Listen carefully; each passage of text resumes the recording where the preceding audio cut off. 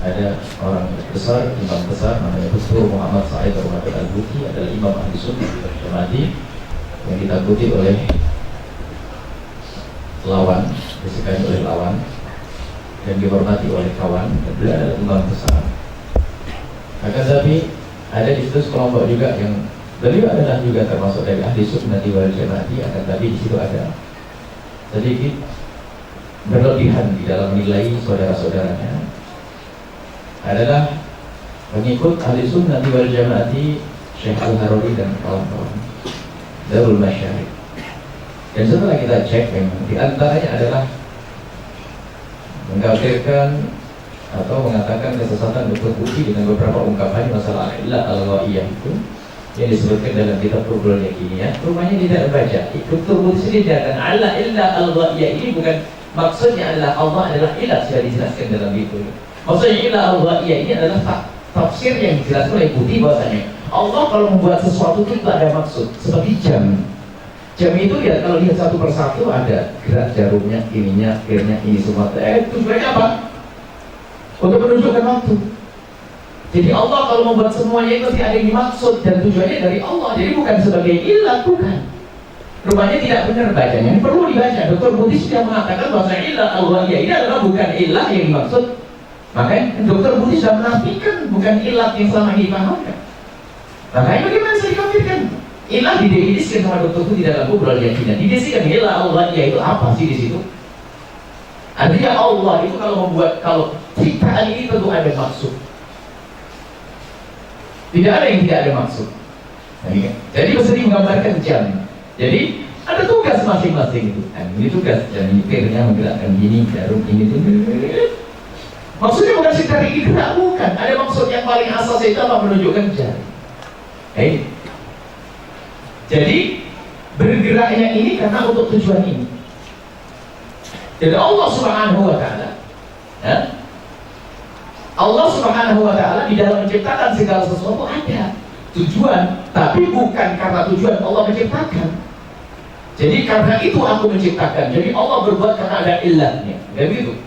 Jadi ada perbedaan, sudah dijelaskan padahal mestinya harus dibaca dong. Tidak usah menyebar fitnah, jangan sampai menukil. Kemudian di antaranya waktu Dr. Buti istrinya meninggal dunia, lalu dia membacakan satu syair misalnya, atau mengucapkan kalimat rota, atau rota itu adalah bela sungkawa kepada istrinya karena istri beliau adalah menemani beliau untuk berdakwah. Beliau menyanjung istri beliau sampai dibuatkan sampai kalimat dan nanti kita akan ketemu di surga. Maksudnya kan khusnudan dia adalah ahli surga, bukan dia memastikan dirinya ahli surga. Sudah begitu dikatakan kafir karena Buti mengatakan dirinya ahli. Dan seandainya kita insya Allah nanti ketemu di surga, apakah salah kita ngomong itu? Ini dalam mana harapan? Ada yang sudah dikatakan kafir, habis semua orang kafir. Akhirnya muncul Wahabi mengkafirkan, ada ahli sunnah sudah mengkafirkan. Harusnya diwaspada di situ.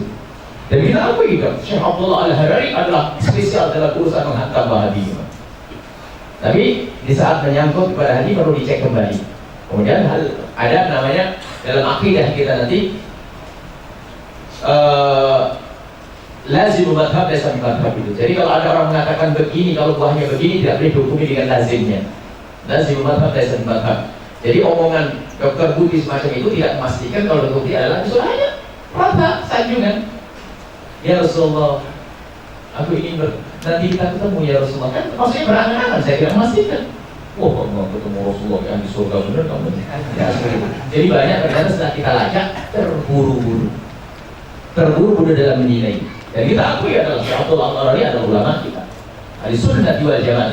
Akan tapi dalam penilaian kepada orang kadang-kadang berlebihan, sampai derajat mengkafirkan dan sebagainya. Kita bukan bagian kita mudah mengkafirkan. Akan tapi mana sudah ada manhaj ahli sunnah wal jamaah, termasuk mengkafirkan Mu'tazilah sendiri. Sementara Imam Ghazali rahimahullah mengatakan kami tidak mengkafirkan orang Mu'tazilah dalam al-iqtisad al-i'tiqad.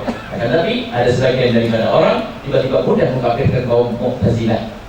Nah ini Mu'tazilah. Mu'tazilah menurut Imam Ghazali tidak dikatakan kafir, sesat ya, tapi tidak dikatakan kafir. Ini adalah masalah persepsi saja. Tapi kita harus paham, kita membaca bukunya Syekh Abdullah Al-Harari. Kita tidak ingin mengadu domba antara Syekh Abdullah Al-Harari dan Dr. Buti, akan tapi kita punya tugas untuk menafsiri. Katanya yang ditulis oleh muridnya Syekh Abdul Harari tidak belum sempurna saat membaca pemikiran Dr. Putih. Kita juga punya bukunya tahdir itu. Semuanya hadis akhirnya ulama-ulama kita. Dr. Putih adalah ulama ahli sunnah wal jamaah dengan kubra yakiniyatnya masya Allah luar biasa dahsyat. Dan masalah ilah ilaiyah tiba-tiba saya Dr. Putih menjelaskan apa ilah ilaiyah. Definisinya beda. Istilahnya mungkin sama. Nah, tetapi Dr. Putih mendefinisikan. Dan Dr. Putih juga ngerti bahasa yang mengatakan ilah itu adalah kafir. Beliau ngerti, sangat ngerti dalam hal ini. Jadi memang bukan gitu maksudnya. Bagaimana kita akan hukumi Putih kafir? Nah kan aneh, Dr. Putih tahu dalam hal itu.